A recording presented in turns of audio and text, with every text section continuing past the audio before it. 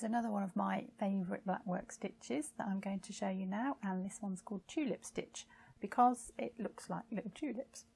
So you can see them here. So it's a kind of a, I had to count that then, hexagon shape, but it's got a longer stem in the middle and then a space between the stem and the top, which gives it its kind of tulip petal look, if you like. Now I found the best way to work this is to work it in vertical rows for this one. There's lots of ways to work this. It's a little bit more complicated than some of the others we've done, but I found the best way is start at the top, work down to the bottom, and the next row kind of interlocks with the first one, so it's offset from the first, but they should fit nicely together. The problem usually comes with this one is putting the second row in, and often you can leave too much of a space if you're not careful. So the first row is not too bad, but it's the second row. So I'm going to continue down here and we're going to fit this row in between the first one. So I'm going to start where there's a whole shape rather than compensating at the edge. So I'm going to start here and we'll just knit back up to the top and finish that. So I'm going to actually stitch this one but in this gap here, so you can see where it comes in between the petals, sort of, if you imagine this is the stem of the tulip. So we're going to come next to the stem and I'm going to put my thread out. I'm going to put this stitch in for the next flower head here. You can see how it fits nicely, kind of almost copies what this one does. A stitch straight up and a stitch across. There is no gap, don't start it over here. There are no holes in between the rows, they sit nice next to each other. I'm going to work my way around the shape, put the whole flower shape in first. That's the easiest way to deal with it. Try and take your needle down into the hole with the stitch that's already in it so you don't pierce the thread. So make the shape of the flower first and then put the centre in.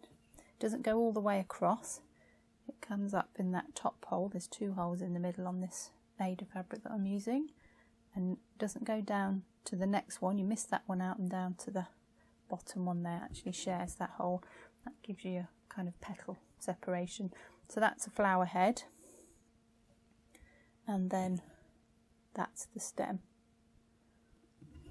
So that's the stitch, and they repeat on top of each other and then interlocking at the side. So I'll actually continue all the way down, and we'll come back and put that top bit in when we go back that way. So work the next one underneath it. So there's the top of my flower. Put the whole shape in first. Once you've got one in, you should find that they all interlock nicely. You don't have to think about it too much. Don't forget the centre stitch. So up in the hole, down in the point, but so there's a gap at the top there. And try and keep them that way up, otherwise your tulips are all hanging upside down. So the stem in the centre goes upwards. And just keep that stitch going all the way to the bottom.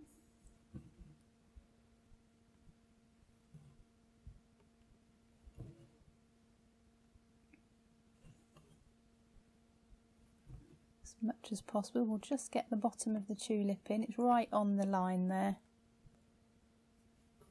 but we can finish that off without going outside that design line.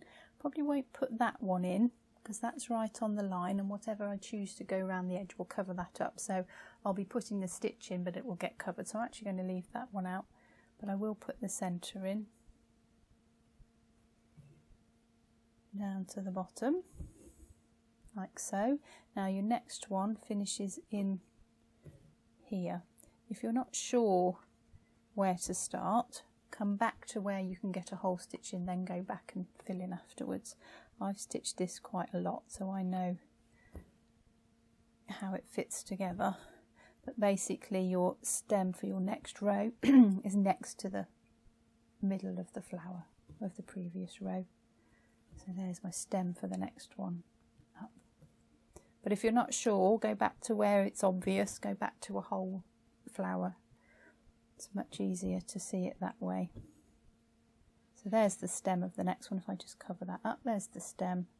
We've got one on top of that now.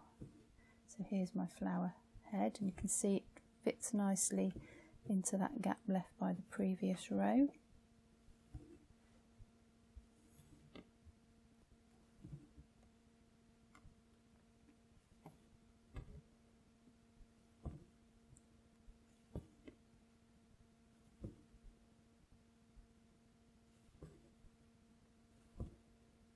And that's another one finished, so now we'll work the whole one above it. So here's the stem for the next one up,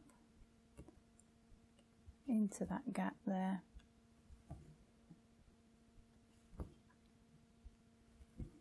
It's quite a nice filling stitch. You can cover a lot of the fabric with this stitch while making a nice pattern at the same time. So it's quite a nice versatile one, this one, which is probably why I use it a lot.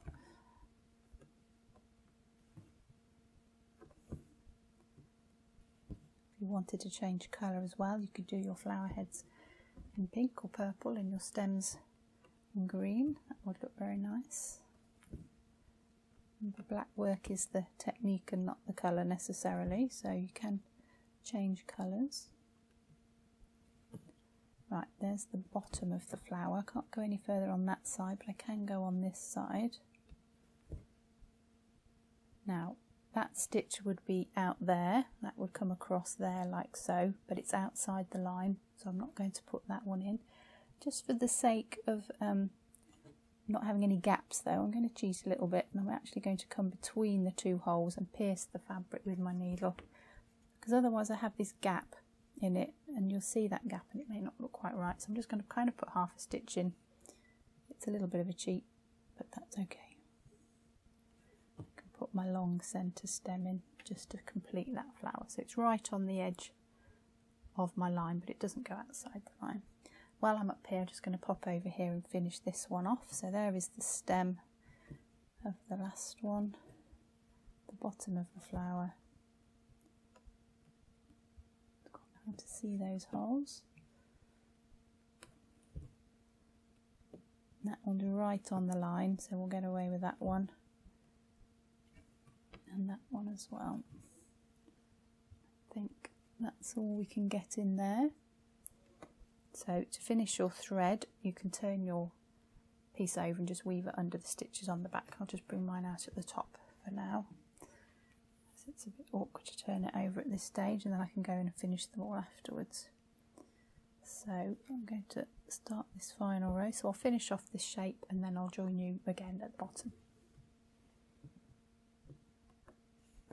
Okay, so nearly at the bottom now, just a last few to fill in, so just keep the pattern going as much as you can. Diagonal one in, and we'll get the stem in, and under the stem there's another diagonal one. If you're not sure, you can just look at another part of the design. So there is the stem. So there's a stem, and after the stem is a diagonal to the right, so after the stem a diagonal to the right. So if you're not sure, look at what you've already done. And we'll get half a central stitch in there, and then just that tiny little vertical one. I think that's about there. Yeah, we'll get our outline in around there. So just finish your thread off on the back. And there we have a tulip stitch.